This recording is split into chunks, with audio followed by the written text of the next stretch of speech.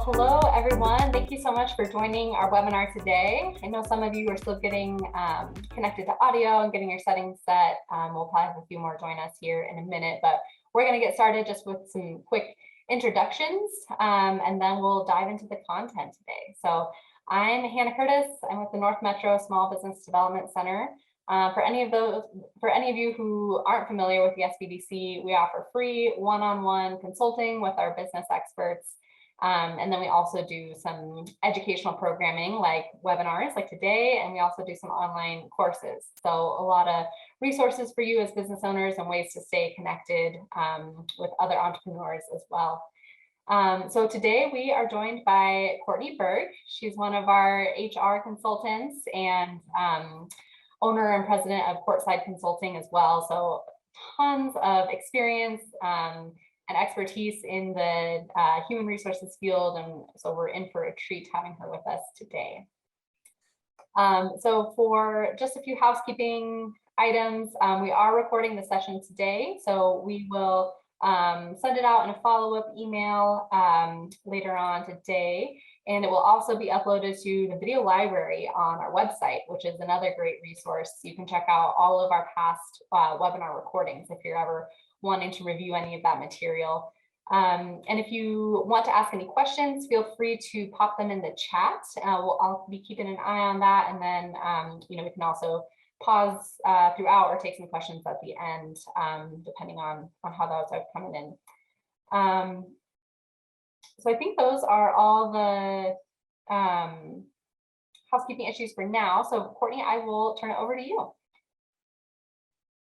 Well, thank you so much, Hannah. Thanks for inviting me to speak today. We're going to be talking about avoiding HR nightmares. And when Hannah and I jumped on today, I said, hey, welcome to HR nightmares. And I said, oh, wait, avoiding HR nightmares. So that's what we're going to do, is we're going to try to avoid them today by the information that I'm giving you. You'll notice on the title slide, it says people operations. And people operations is the new name for human resources. Way back when in the dark ages, it used to be personnel, and then it moved to human resources. And I think when we think of human resources, we're thinking a lot about compliance and paperwork and, that what I call the grim reaper of HR, right? The tough part of it. People operations really looks at those things, but it also emphasizes culture and employee engagement and really that entire employee experience. So when you see people operations, I just wanted to give it a plug, I guess, as we started today. So welcome to Avoiding HR Nightmares. Oh, a little bit of, hold on, just having a little bit of a technical issue here. There we go. Who am I? This is my contact information, and it'll be on the last slide as well. So, and certainly you can get a hold of me through the North Metro SBDC, where I am a consultant. So I'm going to be happy to talk to you there as well.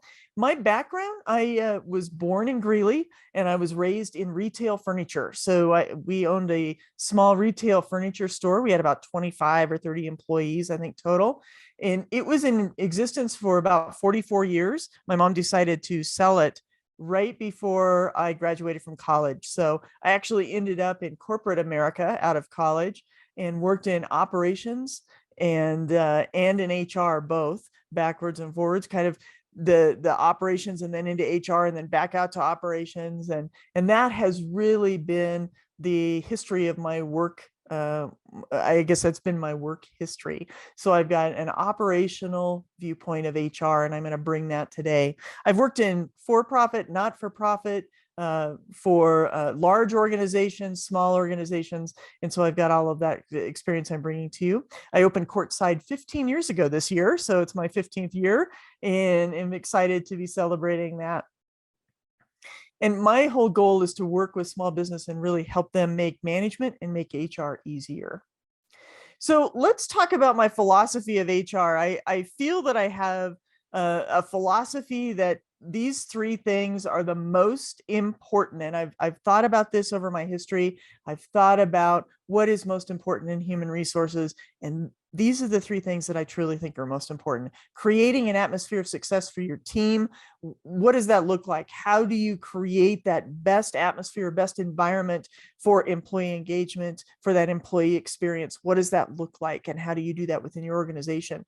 Know and follow the employment laws. This is a must with HR, that you've got to be able to follow those employment laws, know what they are, from overtime rules to minimum wage to I-9s to whatever those laws might be. You've got to know and follow those employment laws.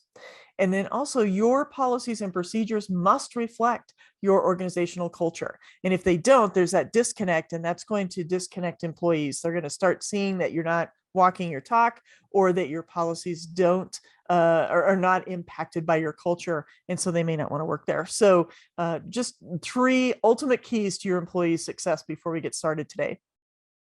So what are we going to talk about? We're going to visit the employee versus independent contractor briefly, just to get through that. I know that there are a lot of questions around that usually, so we can certainly answer those if you have them. Then we're going to get into some basics of HR. We're going to talk about hiring, onboarding, setting expectations, really coaching and discipline. What does that look like, and how is it different? And then termination. So what I want to do is give you this really run through of the things that you need in all of these different areas to avoid HR nightmares. So let's start with employee versus independent contractor. This gets, people get held up with this. They look at it and they say, well, I'm going to hire some independent contractors because I won't have to pay taxes or benefits or anything like that. Unfortunately, you can't make that determination as a business owner. That determination is made through the IRS or the departments of labor, either the State Department of Labor or the US Department of Labor. And all of those organizations have guidelines on what is an independent contractor and what is an employee. And when it comes down to kind of distilling that down to what do I need to be looking at, an independent contractor is someone that you do not have control over, right? So one of the factors that IRS looks at is behavioral factors. So does the company have control over, or the right to control, what the worker does and how the worker does his or her job?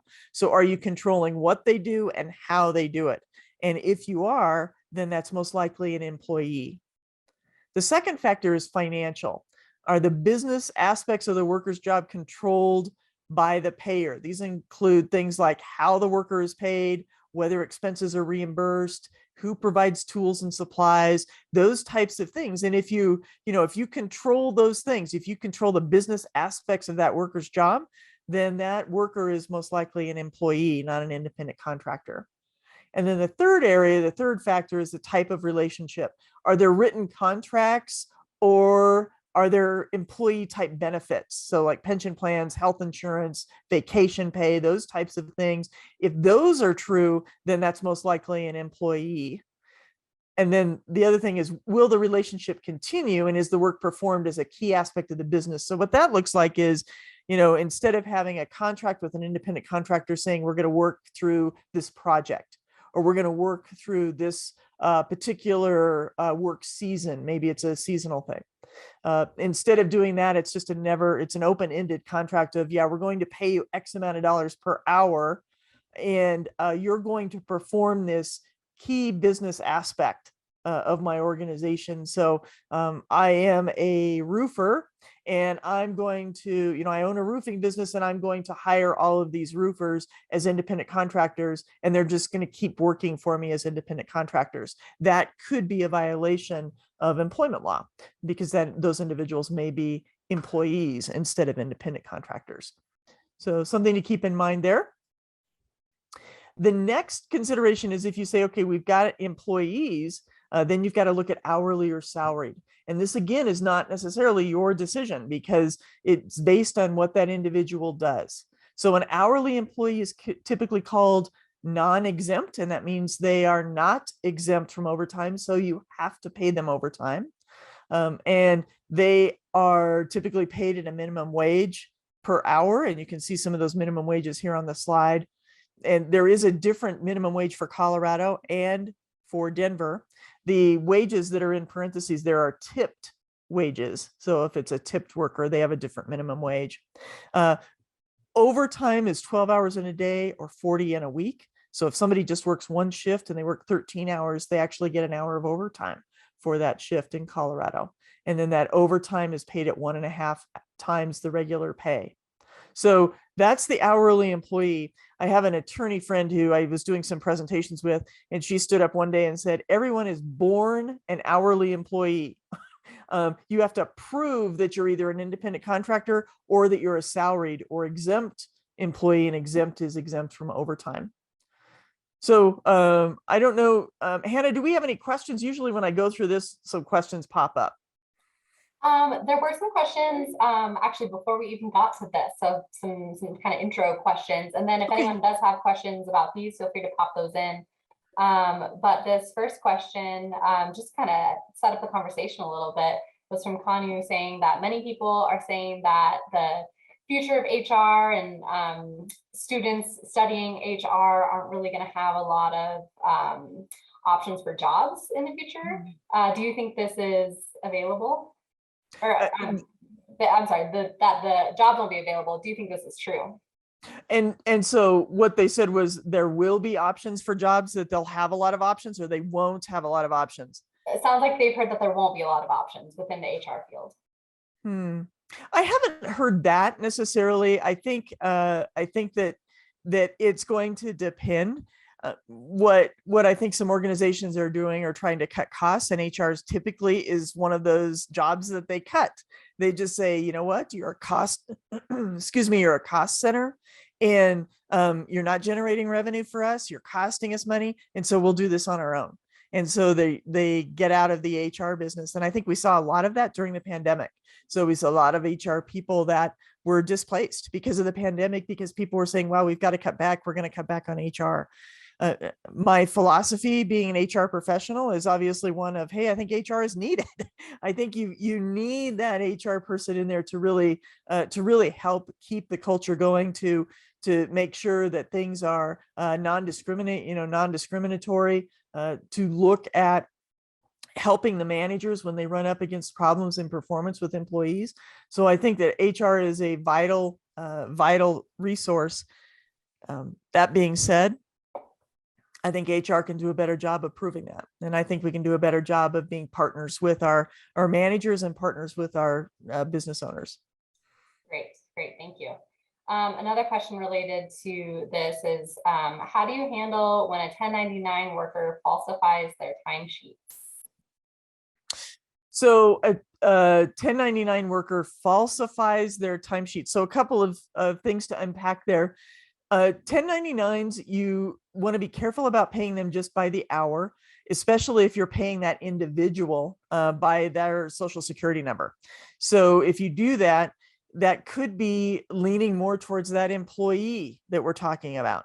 Now, it depends upon what they're doing. If you are a retail furniture store and you're hiring somebody to do your bookkeeping, and they do that at their own home, and they do it when they want to, and they just charge you by the hour, and you feel that they are not being legitimate in those hours, or you feel that they're somehow falsifying the hours that they're working and charging you more money, basically stealing from you because they're saying that they worked more than they did, then you should have the right to get out of that contract. And so that should be built into any contract you have with an independent contractor, that if you feel they're lying or misleading about the work that they're doing, or the product that they're bringing to you, that you would have the ability to exit the contract. Great, thank you. And then we have two more questions that are really about the same sort of issue around commissions. So if you want to pay someone commissions for sales transactions, can you do that for both employees and independent contractors, or does that fall into a different category? How would that work? Yeah, great question. So commissions are a little bit of a different animal. You've got to look at, if you're just paying commissions, then you've got to make sure that you're paying at least minimum wage to your employees. So if they get X number of dollars per sale of maybe an online service or something like that, you've got to make sure that the hours that they're working on administrative functions and any kind of follow-up or any kind of pre-sale kind of activities, that you're paying them enough to cover that activity, at least at minimum wage. So that's number one. You want to be careful about that. From a contractor standpoint, again, you're going to have a contract that spells out how you're paying them. And so you want to make sure that you're following that contract. Great, thank you. Mhm. That's really helpful. And those are our questions for now. Okay, great. Let's move on. We're gonna go ahead and move into, what do we need to do to really avoid those HR nightmares? And the first thing you want to do is start with a plan. So let's look at the basics of HR. What systems do you need? So this should help you just outline some of those fundamental systems. Now, there is no way, unfortunately, that I can cover everything. There's no way that we can go through everything in this hour. So we're gonna do a really quick tour of those things that you need to help you avoid those HR nightmares. But by no means is this all inclusive. And it's one of those things that you're going to have to dig in a little bit deeper, but we'll cover them at a high level. The second disclaimer I'm going to give you this morning is I'm not an attorney. So if I give you advice, or if I'm giving you my thoughts and sharing my ideas with you, it's from an HR or operations perspective, not from a legal one. And you want to make sure that any policies, procedures, those types of things that need legal review, you have an attorney look at. Okay, Hannah, I think I'm done with my disclaimers. I'm going to move on. Okay. All right. Let's talk about the first components of those small business HR systems you want to set up. You want to have a handbook. And this is one of those things where you want to make sure that you've got state and federal regulations covered in that handbook, and even some localities. So I know Denver city and county has some specific laws that pertain to employers. You want to make sure that you're covering those in your handbook as well. You also want to put in your company policies. What am I talking about? Dress code, maybe how to request time off, or how to call out sick. Those policies can be in there. And then you also want to have an acknowledgement of receipt. And what that means is they get the handbook. So you hire me and I get the handbook. In that handbook, usually the last page, there's an acknowledgement of receipt that says, yes, I received the handbook. I know I have to follow the handbook. I am being held responsible for this. I also know this is not a contract, so it doesn't jeopardize my at-will relationship with you. And that at-will relationship means that I can be fired as an employee at any time for any reason, with or without notice. And I can also quit at any time with or without notice for any reason. So it's a two-way street, that at-will relationship. And you want to make sure your handbook states it doesn't negate that. You want to be able to have that as part of your tools when you're disciplining or working with employees, for sure. So you want them to sign that acknowledgement of receipt and then hand that back to you. And typically on that acknowledgement of receipt, it has several points, and then it also has the date of the handbook so that you know what the last handbook was that they received. Employment posters, kind of the same thing. There are state and federal posters you need to have up, workers' comp posters, for example. There's minimum wage posters, those types of things you need to have up. And then you need to make sure that they're properly displayed. And what that means is people have to be able to see them. So a lot of people want to put them on the bathroom door, and you can't do that because not everybody uses the restroom during the day. So you want to put them in a break area, or maybe an employee entrance or exit door, or somewhere. You don't necessarily want them out in your lobby. I totally understand that, but try to find a public place where they can display that, or where you can display that poster where the employees can see it. And then make sure, from the employment poster standpoint, if you have remote workers, there are remote worker options that are quite slick, actually, where you can make sure that that employee gets all the posters they're supposed to get based on their zip code. And when updates occur, they're going to get those as well. And you'll be notified if they have or have not looked at that employment poster and said, okay, yes, I've read this. So you're going to be notified, and that's all online. It's really a quite slick system that has not been approved yet for in-person employees, and I'm not sure why, but they haven't advanced to that. But you can use that for remote workers.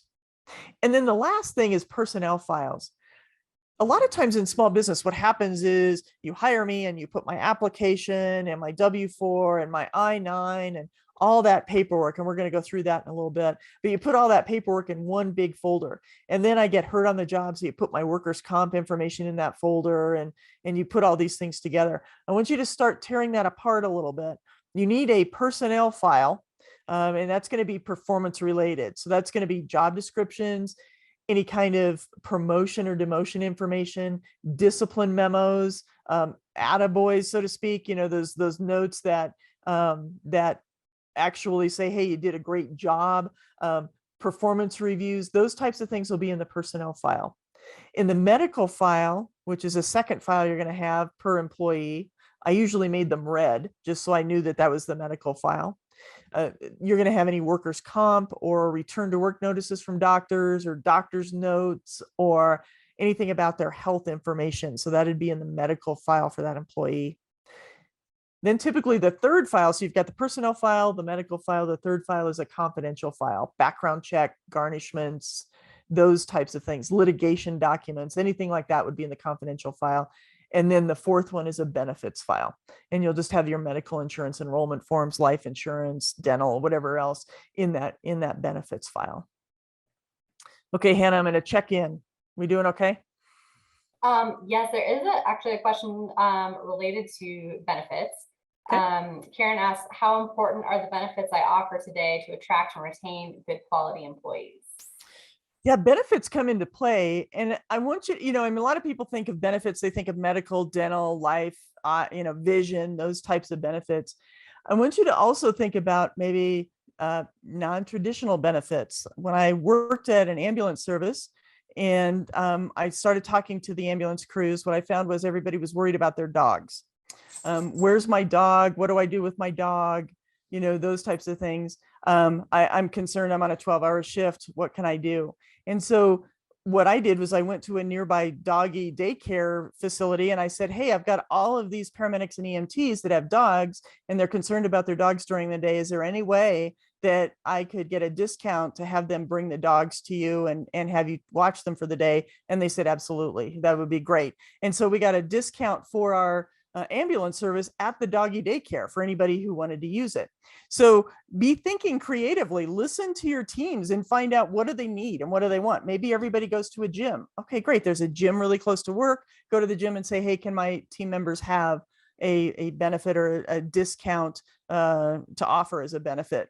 And get them to come to your gym. So be thinking about those types of creative things. There's also voluntary benefits like AFLAC that are so helpful if somebody gets sick or gets injured or gets a cancer or a stroke diagnosis, something like that. AFLAC actually pays the individual to help them with expenses during that rough time. So that's something to consider as well. Great, thank you. Mm-hmm. I know you've brought this up in several of our other webinar sessions as well, the importance of listening to your employees and kind of like you're saying, adapting your approaches to what you're actually hearing from them.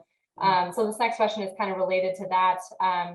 Karen asks, as a small business owner, what's the number one thing that you can do to have a positive impact on creating a better culture at my company?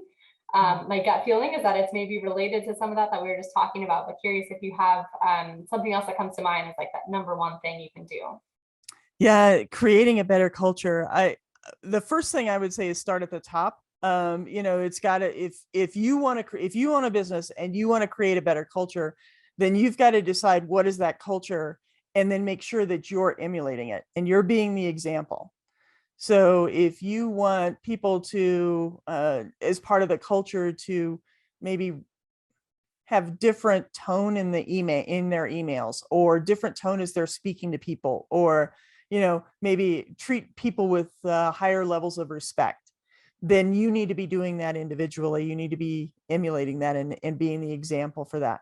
And also being very transparent about what you want to have happen. Hey, we've had some trouble in the past. And what I want to do is I really want to change the tone that we're using when we're speaking to each other and when we're sending emails to each other. And we need to be more respectful. And this is why I think that needs to happen. And this is what that looks like. And so you want to make sure that you're talking about that. But yes, Hannah, absolutely. You need to be listening to your teams to decide what's going on here and first making that assessment and then looking at where do you want to go. And so what steps do you need to take to get there? So it depends on what adjustments you need to make in your cultures. But yeah, there's a lot of things that can be done. So I would just say that's one of those situations that it might be good to get in touch with the North Metro SBDC and get some time with me and we can go through that. Great. Thank you. Those are all our questions for now. Okay. All right, we'll keep moving on. So here's the next three that I want you to think about. Payroll processing. A lot of people process it in-house. That's perfectly acceptable. Do it yourself. That's great. If you can do it, that's perfect. Keep in mind, there's a lot of payroll laws that happen every year. In additions to that payroll law, what do you need to do? How do these things change? What's going on with employment law with respect to payroll? And so all of those things you need to make sure that you're keeping on top of at a federal level as well as a state level. You could hire a payroll company. And there's lots of payroll companies out there. So you can ask questions like, how, what reports can you do for me? How much does it cost, obviously, to do reports or payrolls per month? What are the other services you offer? They may offer other services. Talk to them about if you're audited, what support do they give you? Those kinds of things. So be sure to vet those other companies. And then just determine, all right, what's best for me? Is it best to do it in-house, or is it best for me to have somebody else take care of that for me? And can I afford to have somebody else take care of it for me? It's not that expensive, something that I think everybody should be looking into. The other thing that I think everyone should be looking into is employer practices liability insurance. This is actually insurance that is outside of your current liability policy that you have with your business insurance broker, and something you should talk to that broker about. Employment practices liability insurance actually insures your employment practices if you're sued. So you have certain practices with regard to employing people in your business. So how you hire, how you fire, how you discipline, handling sexual harassment or hostile work environment complaints, all of those things. And this employer practices liability insurance can help you with that. They can help offset the cost of an attorney or maybe a settlement. So it depends on the policy you get. So make sure that you're talking to your benefits broker about that. And then just employee meetings. Be really thoughtful with your employee meetings, the timing of those meetings. You're going to have one-on-one with employees. You're going to have a team or department meeting, and then you're going to have company-wide meetings. Be thinking about the topics you want to cover in those meetings, how often you should have them, kind of that, the regiment of, all right, I'm going to meet weekly one-on-one. I'm going to meet maybe bi-weekly with the team, and I'm going to meet monthly with the company. Just some kind of standard operating procedure, you will, with meetings. Make sure you've got a solid agenda and you allow time for questions and to have people have discussions. So I think that's really important. With company-wide meetings and team meetings, team building activities are great to have as well. And that really helps with the culture. Okay, we're going to move on to hiring systems. Are we ready? All right, when you look at hiring systems, this probably is not the ad you want to put out. This does not really exude that confidence of, wow, we're growing. This looks just desperate, right? This just looks like one of those things where, okay, this company is probably not where I want to work, because I wonder if they just always have this up because they're always losing people. So your wording in your ad is very important. So let's talk about that, just the hiring system in general. Recruitment. What I want you to do is really think about the roles and responsibilities for that job. And I always start back with, what are the goals of the organization and what positions can help you get those goals? And what are the roles and responsibilities of that job? And that helps set the tone for what are the knowledge, skills, and abilities I need for somebody to be able to be successful there in that job. And once you have all of that information, then you can really start drilling down on the job ad and the sourcing for that. So we're going to go through a little bit about what's in a job description and a job ad here in a little bit.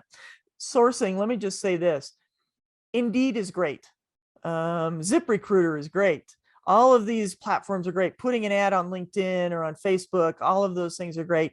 One of the best sourcing resources, if you will, right now that I'm hearing about are the people you know and the contacts you have and the people that your employees know. Finding employees right now is very difficult. Finding employees with skills is even more difficult, the skills you're looking for. And so what you need to be doing is talking to the people you know all around you to see if they know if somebody who's looking for a job that might have that skill set. And that's going to be your best sourcing resource right now.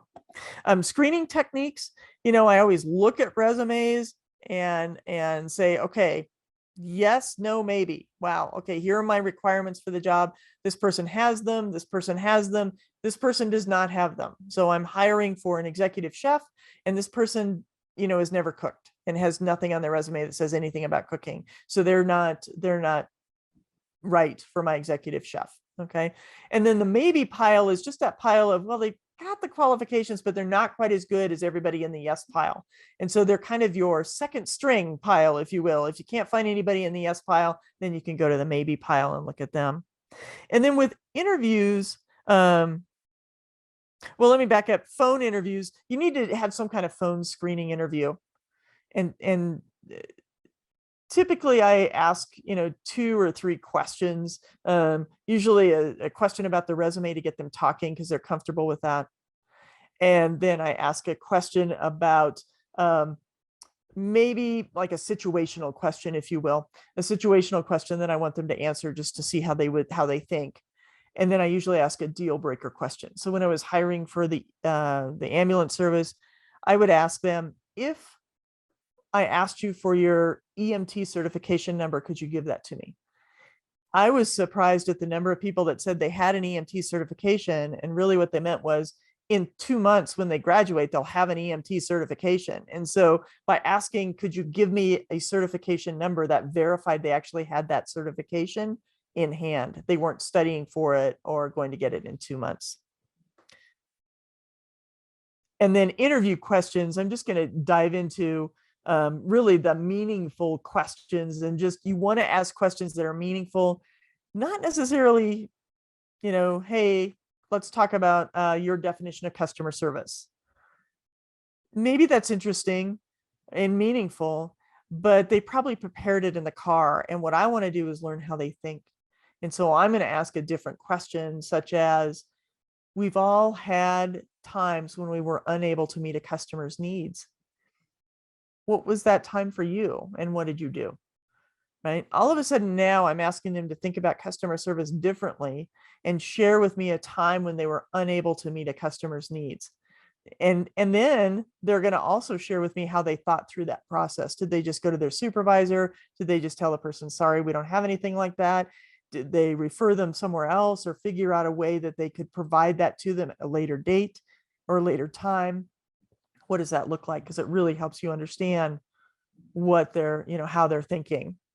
And then evaluation matrix, the same thing, really. What is, how are you evaluating them from an interview standpoint? So that if you interview me and you interview Bill, who's a 25-year-old male, and you hire Bill, and I come back and say, hey, I'm an over 40 female, and Bill's a 25-year-old male, I think you discriminated against me in your hiring practices. You would have some kind of evaluation matrix to say, no, Courtney, you scored a 30 and Bill scored a 95 out of 100. So you would have some way to say, this is why I hired Bill, versus, oh, I can't say anything. I can't prove that I didn't discriminate against Courtney. Okay. All right, Hannah, how are we doing? There's a interesting question from Jerry. They ask, doesn't using word of mouth references from our network limit the potential diversity of possible hires? I've avoided doing that just because it seems it may perpetuate a familiar or homogenous or unknowingly biased hiring situation. It can, and you've got to be aware of that. Absolutely. You need to be aware of that. And so if you feel that going to just people in your network are not going to open up that diversity, then absolutely you need to be looking at other sourcing opportunities for yourself and your business. Great, thank you. Yep. Samantha also mentions that she loves the idea of an evaluation matrix, and is wondering if you have any resources on where she could find something like that. Yeah, honestly, I've made my own. So what I've determined is looking at the roles and responsibilities and expectations of the job and the knowledge, skills, and abilities that I need. I've looked at those key areas that I thought I have to evaluate on these key areas. And then I evaluate that person based on a 1 to 5 or a 1 to 3 rating system. So is it subjective? Yes. Is it across the board subjective? So as I'm interviewing and I'm rating all of the candidates, I'm rating all of them with the same subjectivity. So I don't know if that's a double negative becomes a positive or what that is, but But really what you want to do is you want to put some things in place that really evaluate those areas that you know you need for that person to be successful in the job: roles, responsibilities, expectations, knowledge, skills, and abilities, and look at all of those things and then give them a score, and then base your hiring decision on that score. Great question, Samantha. Great. And there was one more that just came in from Marcus. They ask, how would you handle vulnerable employees, ones that click phishing emails and always respond to emails without verifying it is legit? We use awareness training, but still see individuals that just click away. Okay, Hannah, read that again for me, would you please? Because I want to make sure I understand the question. Yes, yeah, it sounds like, and maybe this is a little unrelated to hiring systems, but maybe more of like some management systems of employees who are commonly falling prey to phishing emails and you know, those types of cyber issues. How would you handle employees who maybe they've done the training, but it's still an issue? Sure. If they've done the training and you've got a policy in place and they're breaking the policy, then I'd write them up. I mean, it's not an instant, right? Excuse me. It's not an instant write up. It is a situation where you would sit down and talk to them and explain, this is why we have the policy. This is what you can't do. When you did this, that caused the system to crash or caused these effects and these consequences. So I need you to not do it again. And if you do it again, I'm going to have to write you up for breaking the policy. So I would definitely have a conversation with them. Great. Thank you. Okay. You bet. All right. Those are our questions for now. Okay. We're going to just run quickly through what's a job description. You're going to get the recording of this. You can also, snap a quick screenshot of this. What's in a job description? Obviously, demographic information, job summary. It goes through the essential functions of the job. If they have supervisory responsibilities, then that's in there. Work environment, physical requirements, any other factors like travel, preferred education and experience or certifications, obviously affirmative action, EEO for federal contractors, and then the other duties disclaimer, which is one of the most important things, just saying other duties is assigned, right, based on business need. So those types of things are in the job description. And then in a job ad, what you need to remember is in Colorado, let me stop just real quick, because I've got a job advertisement from the 1800s up there. This is what job advertisements used to look like. This is a Shackleton ad where he's an explorer, was an explorer in the late 1800s, early 1900s. And he actually was describing the culture that the employee would work in, right? Hazardous journeys, small wages, bitter cold, long months of complete darkness, constant danger. My favorite, safe return doubtful. That's the culture that those employees are working in. And I put this up here because you really want to outline the culture they're working in so they know what they're applying for. And I can speak from personal experience, it works. When you put the culture that they're applying for, you're going to get people that are interested in that culture.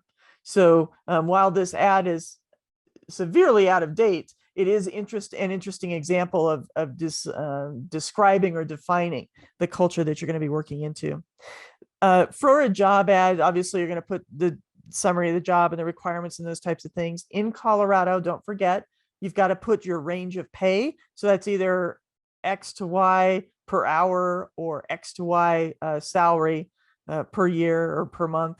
And then the summary of benefits. You offer time off and health insurance and those kinds of things. That's required now by Colorado law. So let's finish the hiring system, the offers and reject process. Make sure that you've got that nailed down so that you're making those offers and following that up with something in writing. You're rejecting, it sounds so tough, maybe thanks, but unfortunately no letters go out. Those types of things instead of reject letters, whatever you want to call them, but you want to make sure that you're rejecting candidates after acceptance of the final offer if the people are still in consideration. So that no pile you can reject right away, but the maybe pile, maybe you hang on to that, and the yes pile, you hang on to that until you actually have a candidate that's accepted an offer.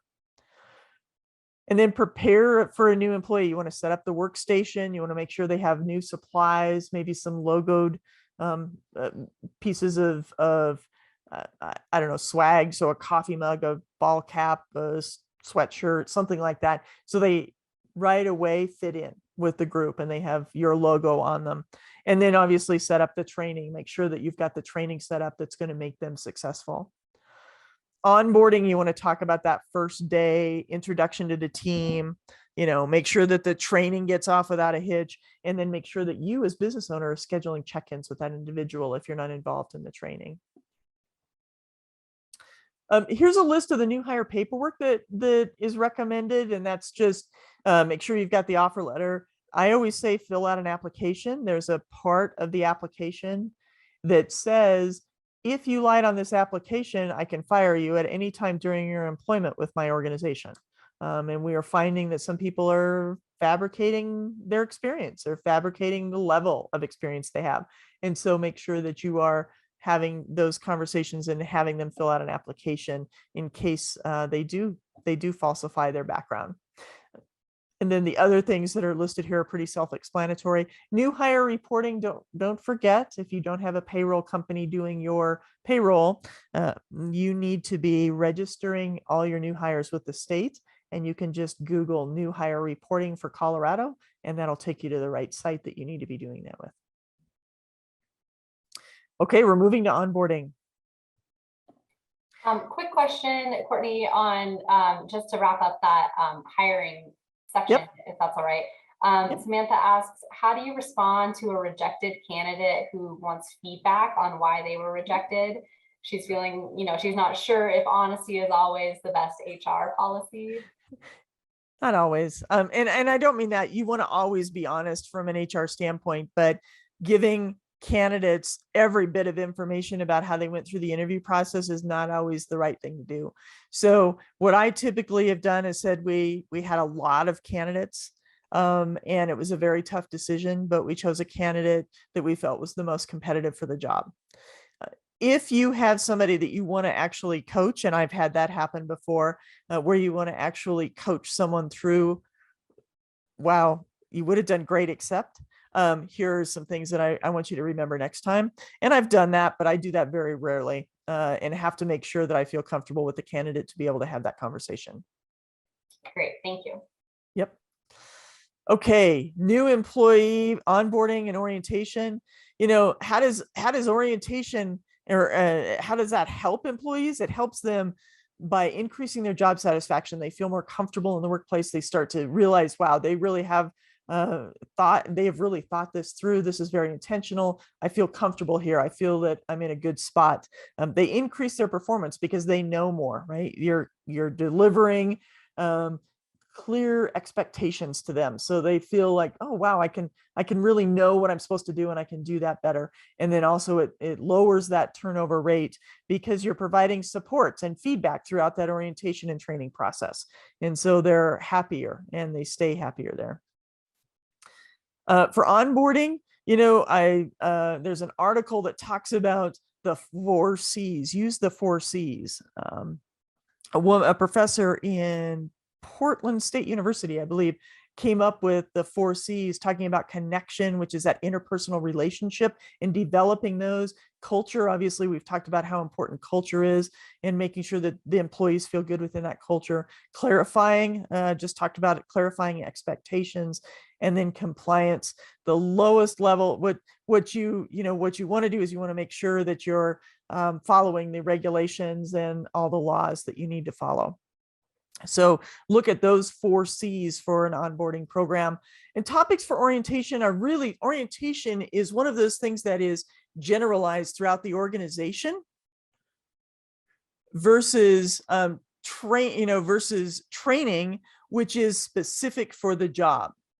So you've got orientation, which is generalized for the organization. Everybody has to follow these rules, versus training, which is specific for that job. And so you want to make sure that you're doing that training, job specific training, in a way that trainee is going to understand. So it could be they are an auditory learner. They need to hear you say it before they know how to do it. Or they're a kinesthetic learner. They need to actually do it as you're training them so that they can learn it. Those types of things. Make sure that you're following that adult learning model. Setting expectations from the start. This is one of those things that we want to do. We don't want to just hope. We don't want to just cross our fingers and hope that our employee does the best that they can.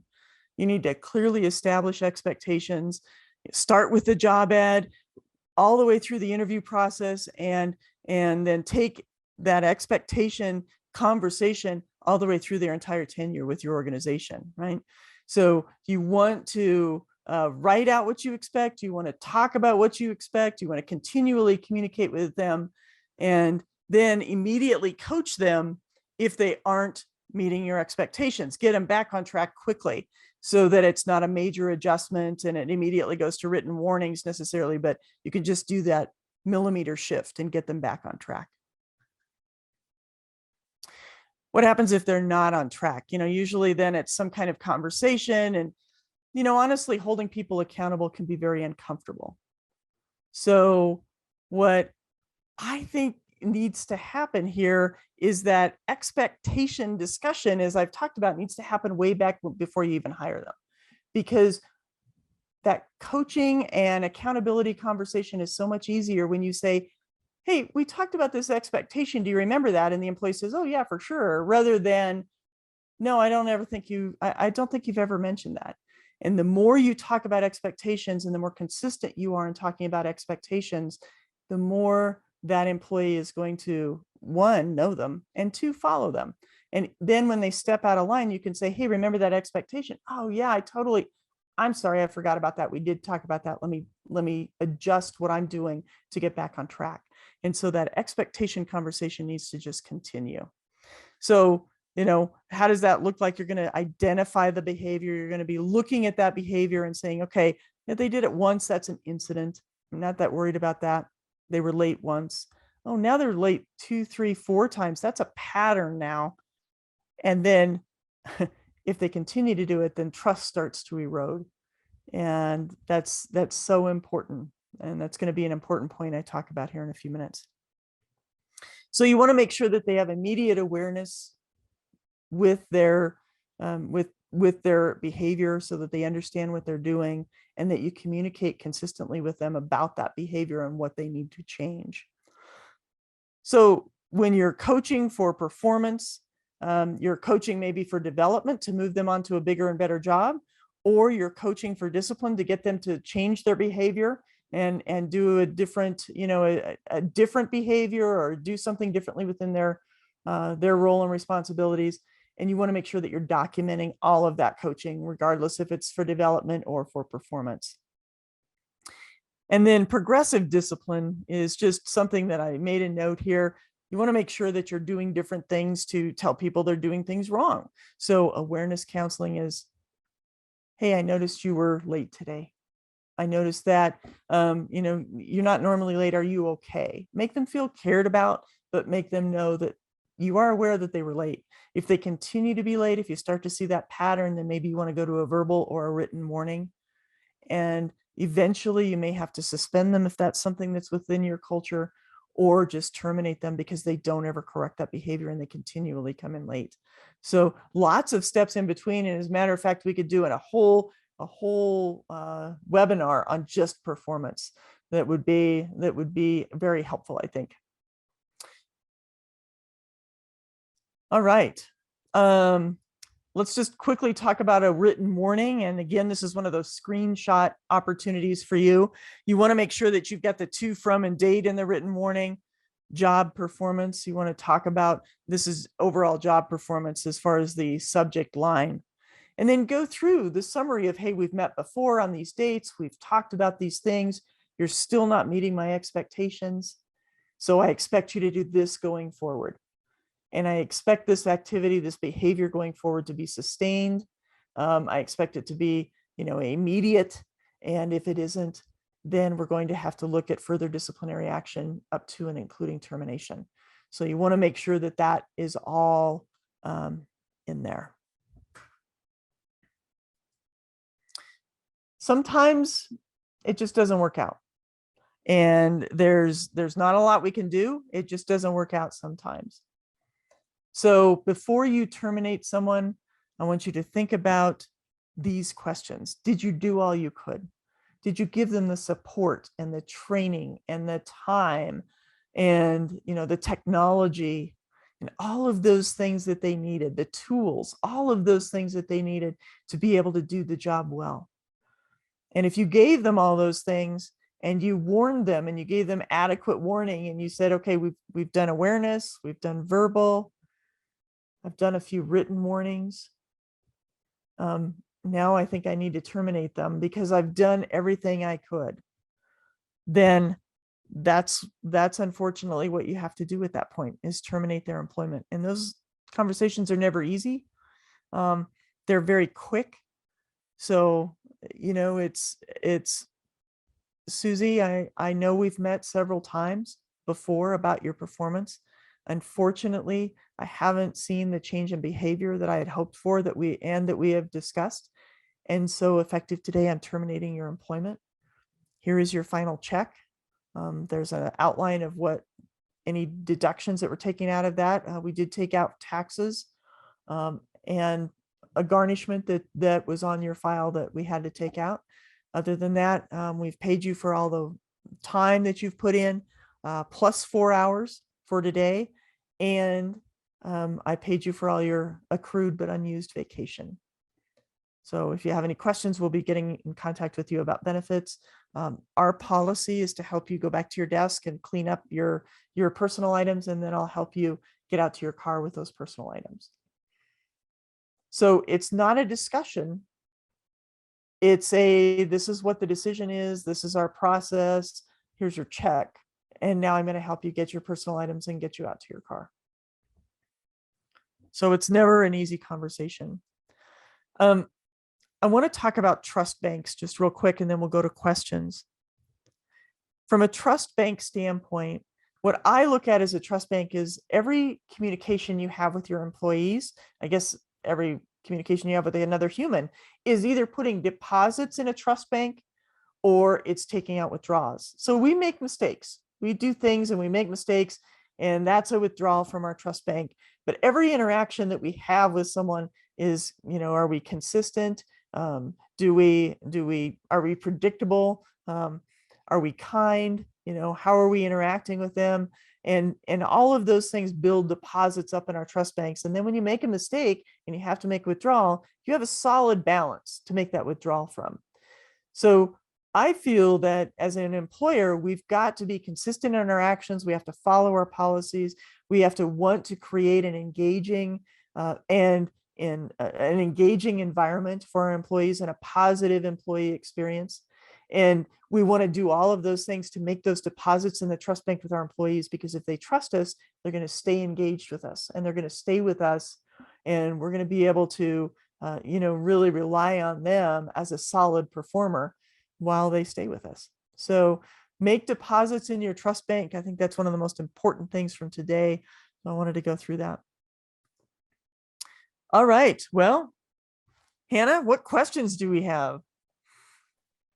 Yes, we got to a lot of them throughout the session. So thank you for taking those pauses. And thank you for everyone who's been putting those questions in. If you do have final questions, we still have a few minutes, so feel free to put those in the chat. One that came up earlier that we didn't get to had to do kind of with the payroll conversation.